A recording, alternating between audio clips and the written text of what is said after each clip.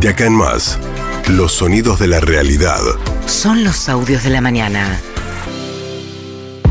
Bueno, con una puesta en escena muy particular, Javier Milei inauguró las sesiones ordinarias del Congreso el viernes a la noche, llegó con la banda presidencial, los granaderos. Es bastante inusual que los granaderos acompañen al presidente al Congreso de la Nación en horarios de la noche. Cadena nacional, seguido por, en total, digamos, 50 puntos de rating. Realmente tuvo muchísima audiencia. Un Milei que habló 70 minutos. Sí. También fue bastante inusual, se esperaba un discurso más corto de parte de Javier Milei. Llevó mucha barra, ¿no? Que gritaba, la casta tiene miedo. La casta no tiene miedo, la casta no aplaude, y después gritos así aislados en contra de algunos. Una transmisión bastante especial porque no vimos más que... Siempre te ponchan a los que le da gana mostrarte, ¿no?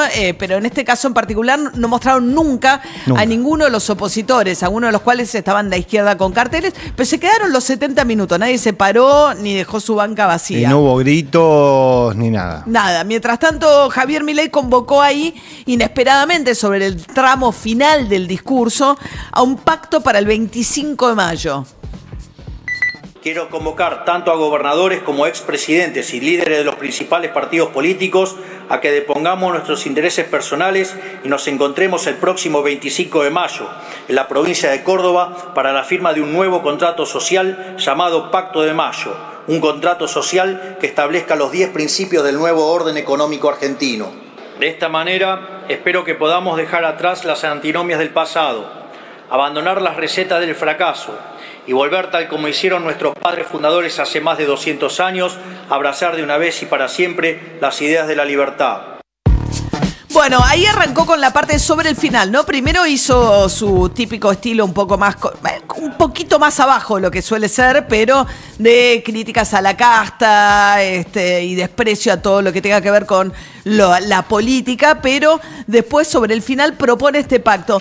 Habla de volver sobre la ley bases y de darle un alivio fiscal a las provincias.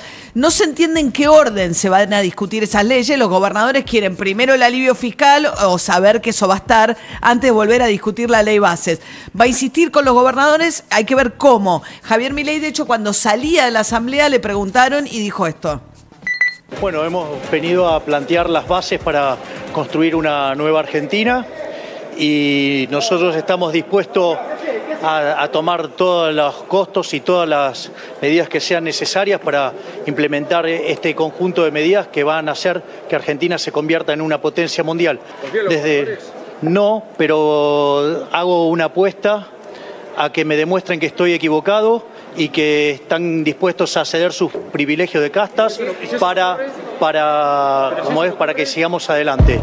¿Confía en los gobernadores? No, pero hago una apuesta a que me demuestran que está equivocado. Durante el discurso le había dicho, ¿quieren confrontación? Vamos a confrontar. Soy escéptico, pero bueno, voy a hacer un último intento, ¿no? Sí, les doy una oportunidad de que me digan que estoy equivocado. Bien, mientras tanto, no habló acerca de las consecuencias de la motosierra, solo pidió paciencia, ¿no? Para esperar los resultados. Dijo paciencia y confianza. Fue el único momento en el cual habló un poco de los costos de la motosierra para la gente.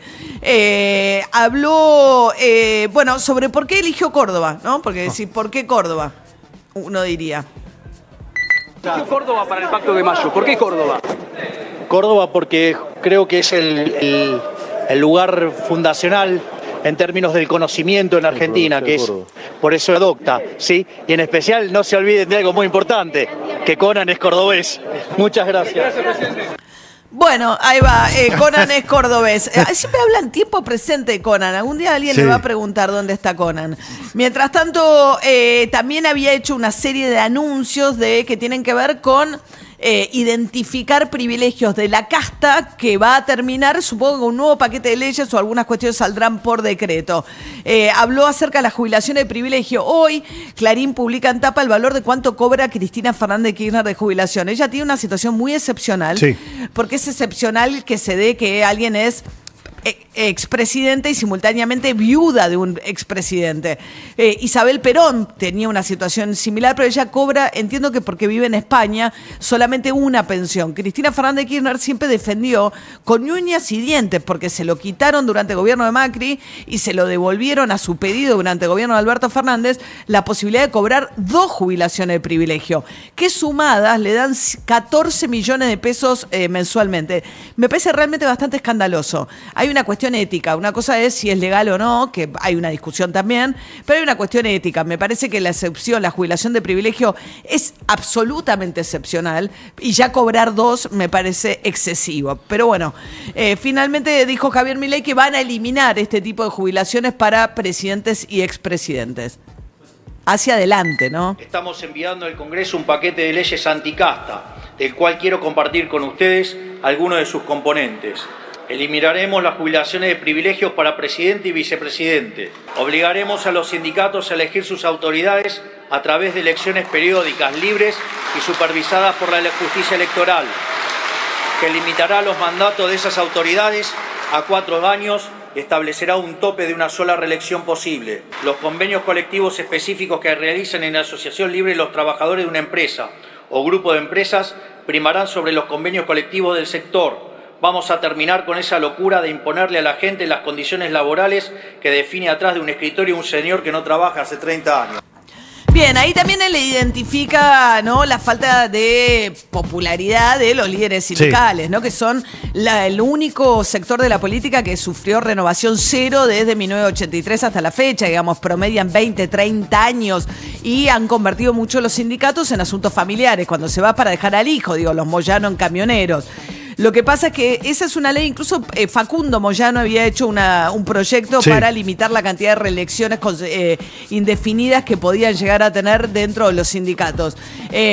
No va a tener mucha resistencia, me parece, ahí. No, pero... no, por lo menos dentro del Congreso, sí, seguramente afuera los movimientos sindicales se van a oponer a ese tipo de medidas, porque en algún punto implicaría como una especie de intervención de los sindicatos de cómo tienen que hacer las elecciones. Sí, ellos aclaman que no puede haber una intervención, claro, pero lo que pasa es que han convertido también esos sindicatos en, digamos, por un lado, lugares, digamos, que manejan mucha plata, de obras sociales, de las mutuales, de los aportes con bajísima transparencia, generan todo un ecosistema de negocios alrededor de eso. O sea, Moyano tiene desde la empresa que le da los uniformes hasta la que le da la RT, los seguros, digamos, el modelo del sindicalista empresario que surge de ese sistema. Bueno, la otra, creo que son 2 puntos donde identifica bien el problema, la situación del enojo con ciertos privilegios. Lo que pasa que, claro, después él discute cuánto hay de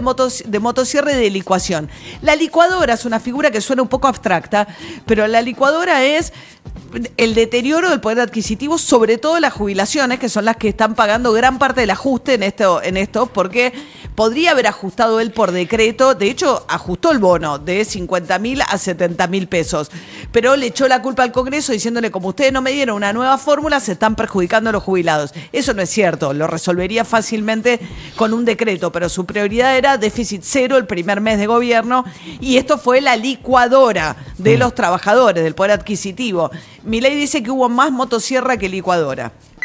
Redujimos el gasto primario del Estado Nacional en 40% en términos reales, donde dicho resultado surgió de eliminar la obra pública, reducir el 98% de las transferencias a las provincias, reducir los ministerios a la mitad, echar empleados públicos fantasmas, eliminar planes sociales a personas que no lo necesitaban, terminar con los intermediarios de la pobreza y reducir al mínimo la flota de autos, asesores y teléfonos celulares.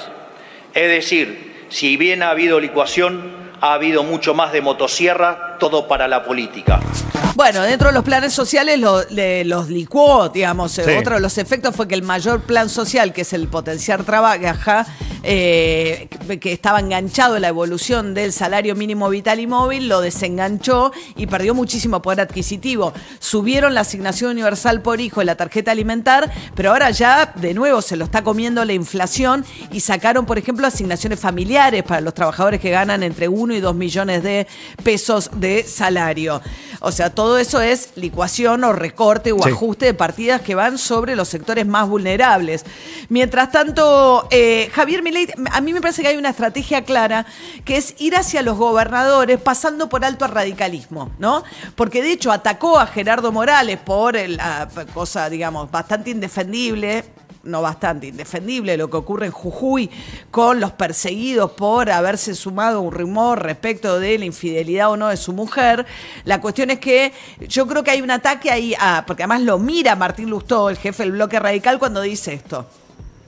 No nos enteramos de que un ex gobernador metió tras las rejas sin debido proceso a un ciudadano por 50 días, meramente por el crimen de hablar mal de la corona en un chat privado. Ofende el silencio de aquellos que se dicen republicanos. Por si no se escuchó por los aplausos, ofende el silencio de aquellos que se dicen republicanos. Ofende en silencio lo que dicen republicanos, los radicales han defendido siempre la división de poderes, etcétera, y el radicalismo con Lustó a la cabeza no se pronunció de la situación en Jujuy. Mientras tanto, Victoria Villarruel fue a atender, vuelve el acercamiento no solo al PRO, sino al sector más de centro-derecha del radicalismo, ¿no? Y una figura ahí clave es Alfredo Cornejo. Parece que hay fiestas populares que no gustan y otras que sí. La de la vendimia no hay problema, estuvo Victoria Villarruel el fin de semana con Alfredo Cornejo, que dijo, a mí me encanta lo que propuso Milei, si todo lo que propone ya lo estamos haciendo en Mendoza. Es cierto que Mendoza tiene un estilo mucho más austero en muchos aspectos para la política, de hecho no hay, por ejemplo, gobernación. El gobernador de Mendoza vive en su casa particular. Y me ha tocado, una vez se cuidan mucho de viajar en vuelo de línea comunes. El uso de los aviones sanitarios de las provincias como aviones privados de los gobernadores es bastante escandaloso. Sí. Por eso digo, si uno toca algunas de las cosas de las cuales habla Javier Milei en el discurso, son de bastante sentido común, pero hay como un nivel de aceptación y tolerancia dentro de la política a esos privilegios que ya ni siquiera se dan cuenta que son bastante escandalosos, ¿no? Aunque sobre el número total vos decís que hay más motosierra o licuadora, y no, tenés mucho más licuadora en la cuenta final que motosierra, pero para que la licuadora tenga consenso social, vos necesitas que la motosierra dé ciertas satisfacciones concretas, que está bien, que hay que hacer. Mientras tanto, bueno, Victoria Villarruel a Mendoza.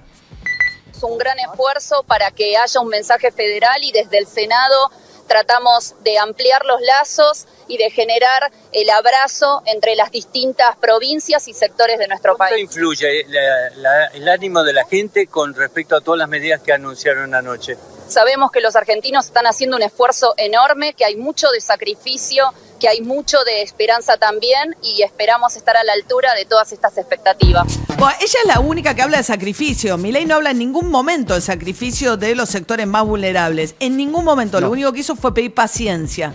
Mientras tanto, la gran pregunta es, ¿hay un llamado al diálogo o es una imposición? Los ahogó financieramente, le dice ahora me dan la ley de bases y si quieren que yo les dé nuevos ingresos vía la reimposición de ganancias. Bueno, ese es el gran interrogante. La mayoría de los gobernadores, 10 por lo menos, sobre todo los del PRO y los radicales, celebraron el llamado al diálogo, pero se preguntan si realmente va a dialogar o, como dijo Horacio Rey Larreta, los va a estar esperando con la pistola arriba de la mesa. 7:15 de la mañana.